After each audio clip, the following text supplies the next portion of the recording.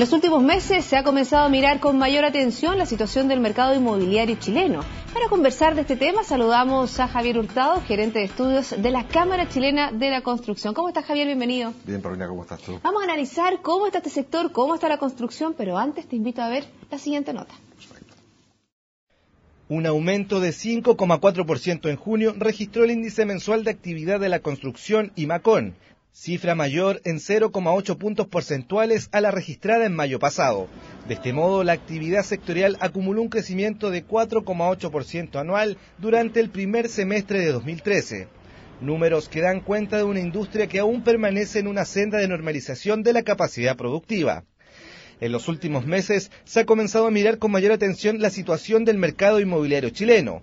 El alza en los valores de las casas y departamentos en diversas zonas residenciales y los precios de las oficinas han llevado a los expertos a preguntarse si estamos ante la presencia de una burbuja inmobiliaria, situación que ha sido descartada por la Cámara Chilena de la Construcción, pero que el Banco Central vigila de cerca. La primera pregunta, Javier, es hablar de este IMACON de un 5,4%, bastante más positivo que cifras anteriores que se habían dado durante este año. ¿Marcará la tendencia? ¿Seguiremos con estas cifras tan positivas o viene una mayor desaceleración? A ver, nosotros siempre dijimos al principio del año que el crecimiento esperado para la actividad este año es estar en torno entre el 6 y el 7%. La verdad que seguimos manteniendo que esa es la cifra, dado que claramente los sectores más importantes en cuanto a actividad, en cuanto a gasto en construcción, que es básicamente la infraestructura, son números que ya están más o menos dados porque son proyectos que ya están todos comenzados y están en ejecución. O sea, la verdad que hay poca variabilidad en la cifra para este año, ¿ya? Ahora, efectivamente, en los últimos meses ha ido subiendo, que es lo que proyectamos. O sea, el año pasado fue muy alto, hubo una caída de crecimiento, se desaceleró puntualmente por varias razones, entre ellos por proyectos que se postergaron, o se discutió la postergación de proyectos, digamos, pero claramente estamos hoy día tendiendo a la tendencia de ciclo normal, digamos, para una actividad, para un crecimiento del PIB, que es el que estamos viendo entre 4 y 4,5%. Dentro de los valores que saltó en este IMACON, por ejemplo, es el salto de la actividad de los contratistas. ¿Qué significa eso? A ver, dentro de las actividades de la construcción, una actividad tremendamente importante tiene que ver con aquellas empresas que hacen contratos de obra y construcción para los grandes mandantes, por ejemplo, mineros, eléctricos y otras cosas, estas grandes empresas que están hoy día en esos proyectos.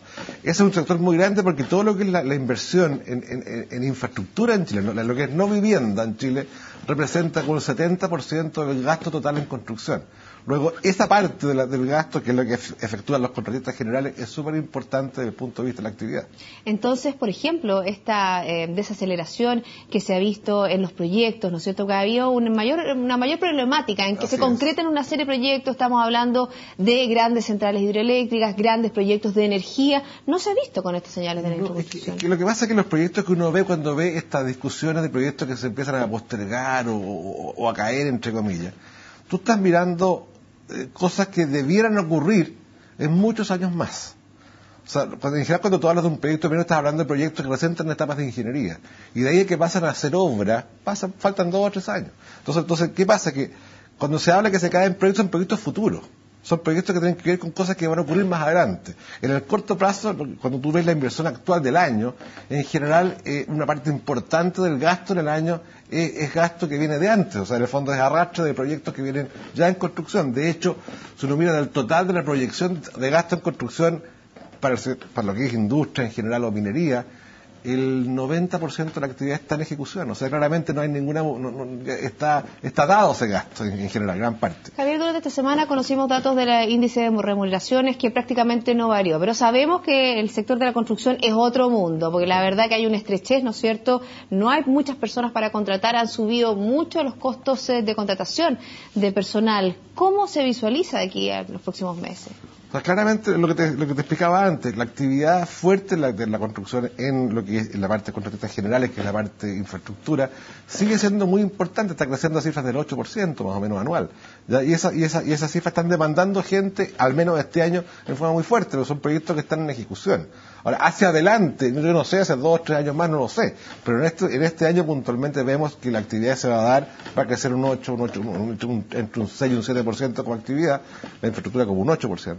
Y eso obviamente está poniendo una presión fuerte hacia todavía la mano de obra en la construcción. Todavía es un recurso relativamente escaso y su remuneración crece más allá de lo que crece el promedio de remuneración del país, está creciendo sobre un 5% anual. Lo que sí bajó, por ejemplo, en esta última medición es la superficie autorizada para la edificación.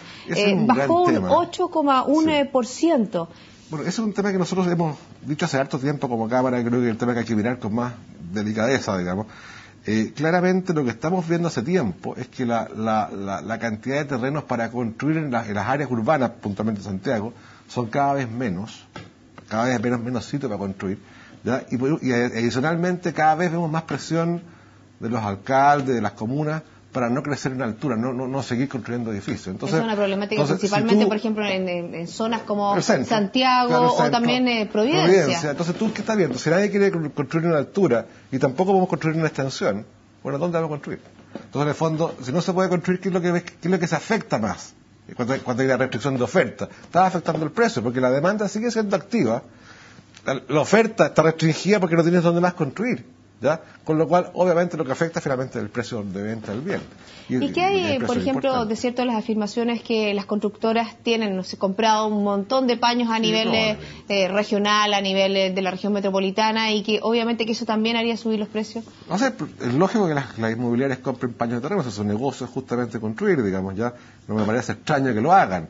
Si el problema de fondo es que la normativa que existe sobre esos terrenos permita construir. O sea, claramente las inmobiliarias toman posesión de terrenos muchas veces mucho antes de que la normativa diga lo que se puede hacer en ese terreno. Y efectivamente eso ocurre, digamos.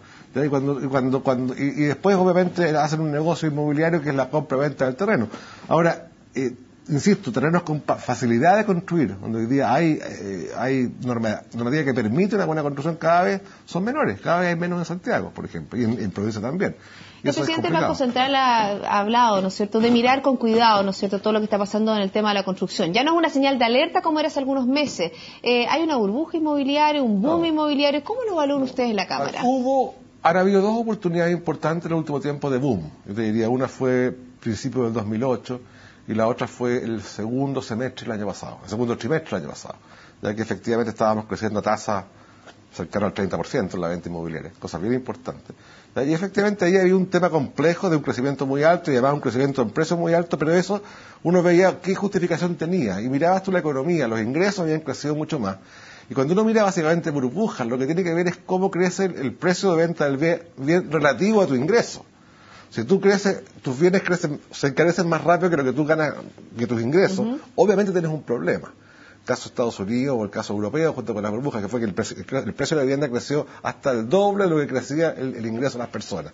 Si tú miras el caso de Chile, lo que ha pasado en los últimos 10 años es que el ingreso ha ido creciendo muy rápido. Chile ha ido creciendo fuerte la economía, de hecho se habla de que bajó del 30 al 15% el porcentaje de pobres, digamos, que tenía Chile, es un 15, 14, no sé, el número exacto no importa, pero un porcentaje importante, ¿ya? Y eso obviamente se refleja en que tú duplicaste tu ingreso disponible en la economía en muy corto plazo, creció un 100% en 10 años, cuando el precio de vivienda creció en 25, o sea, claramente, en términos relativos, que el ingreso creció 4 veces más fuerte de lo que creció el precio de la vivienda. Entonces, la tendencia también, ¿no es cierto?, hay menor oferta, ¿no es cierto?, de lugares para edificar, es que la tendencia continúe los altos precios de las viviendas. Yo creo que mientras no solucionemos el tema de posibilidades de construir, el precio de la vivienda va a seguir subiendo porque la demanda sigue subiendo. Fíjate que no es menor que tú veas que las tasas de desempleo en Chile, incluso el último mes, mejoró respecto al mes anterior. O sea, claramente tenemos todavía más empleo y todavía crecimientos reales de remuneración. Si bien el último mes puede que haya crecido casi cero, pero en el acumulado del año lleva sobre un 5% promedio. Entonces tú ves más gente trabajando, más ingresos, obviamente la presión por activos como la vivienda es más fuerte, o sea, hay demanda. ¿Ya? Entonces, el tema de fondo, cuando tú limitas la oferta ahora, que ves el stock de oferta y ves que está cayendo el stock de oferta, claramente lo que te va a afectar es precio, y mientras no soluciones ese problema, que tiene que ver con justamente legislación, regulaciones de constructibilidad en la zona, mientras no soluciones ese problema, vas a ver probablemente que los precios no van a bajar. Y una última pregunta con respecto a las regulaciones también en las distintas zonas. Te quiero preguntar sobre cómo considerar la construcción de alta densidad con una planificación vial. Hemos visto, ¿no es cierto?, complejos problemas en el Costanera Center, también en el Costanera Sur, que todavía no puede iniciar sus operaciones, hay problemas ahí con el MOB. ¿Cómo se soluciona? Porque obviamente que es complejo construir de alta densidad y si no hay las calles, la mitificación vial. Hay dos temas. Yo diría, uno es lo que tú dices exactamente, los complejos, como los moles, lo que sea, y dos, que tiene que ver en cómo tú logras construir exactamente donde hay densidad. Primer punto lo vimos en el caso de la Cámara, un estudio que se hizo bien importante, que es, si hoy día el Estado está invirtiendo mucha plata en redes de metro, ¿por qué la densidad en el entorno del metro es tan baja? No va de acorde al metro. Es absurdo. O sea, si el Estado gasta plata en infraestructura de transporte, mucha plata, bueno, acerca a la gente entonces a vivir cerca del transporte, con lo cual baje la densidad de uso de los caminos.